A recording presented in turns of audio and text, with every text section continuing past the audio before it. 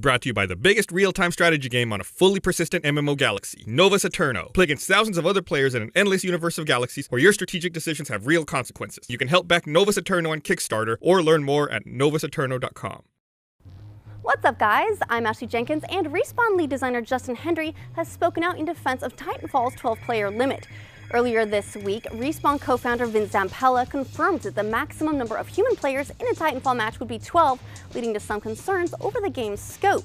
But Hendry insists this doesn't mean it will be boring. Rather, the limit keeps the game from getting overly hectic. The higher the player count, the more uncomfortable the game gets. Essentially, there are 5 directions you can get killed from, and the higher that player count, the more likely you are to get killed from behind, and the more difficult it is to kind of manage your surroundings, he shares. In addition to the higher than average number of approaches to buildings, another departure from the kinds of shooters many gamers will be accustomed to is getting around without your Titan.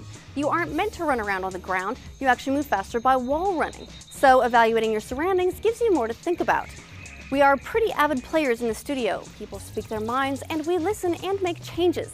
This is the number that felt best, Hendry says, explaining that they started out looking at 8 or 12 players per side, then drifted downward as far as 2 per side before settling on 6 as the sweet spot. He also assures gamers that though there will be a wide range of map sizes and configurations, action will never be more than a few seconds away. Each of the 6 players per side can call in a Titan, which has its own AI and can be slaved to follow or guard its pilot. And on top of that, each side will have 12 AI combatants that serve to provide backstory and keep the combat interesting without drawing priority from the other player combatants. Hendry says, when people start playing Titanfall like Titanfall, the player count becomes a non-issue. Next up, Konami has revealed that Metal Gear Rising Revengeance for PC has been patched following its release yesterday. When it became available, the publisher was immediately flooded with reports of the game crashing and failing to play when users disconnected from the internet. A number of Steam users initially believed the crashes to be the result of unadvertised always-on DRM, but Platinum Games creative director Jean-Pierre Kellems assured them this wasn't the case. It is a bug. It is not supposed to work like that, he said. Konami also acknowledged the issue yesterday, saying, "We are aware of the offline play issue for Metal Gear Rising for Steam and are working on a fix." A patch was issued last night, and the game has been updated so new downloads will not be affected. Those who've already downloaded the game should be able to update it, though if you continue to experience issues, the next step might simply be to re-download the game. And moving on, Microsoft's Team Dakota has announced that the Project Spark beta for Xbox One will kick off next month, and everyone currently participating in the Windows 8 version of the beta will have access. If you're in the PC beta, or at least have a key, that key will work on the Xbox One version as well. But if you gave it away because you don't have Windows 8, don't panic.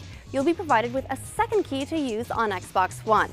Project Spark is Microsoft's new tool for building games and videos, offering the flexibility to control as much or as little as you like, with the software filling in the gaps for you.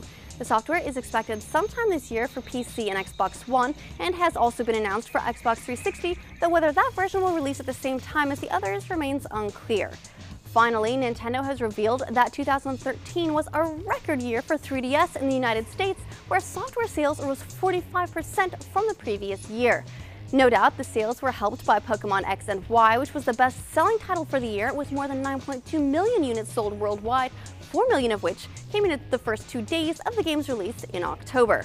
Further bolstering the software was Animal Crossing New Leaf, which released in Japan in 2012 but didn't hit North American shores until last June, and Luigi's Mansion Dark Moon, which rounded out the top 3.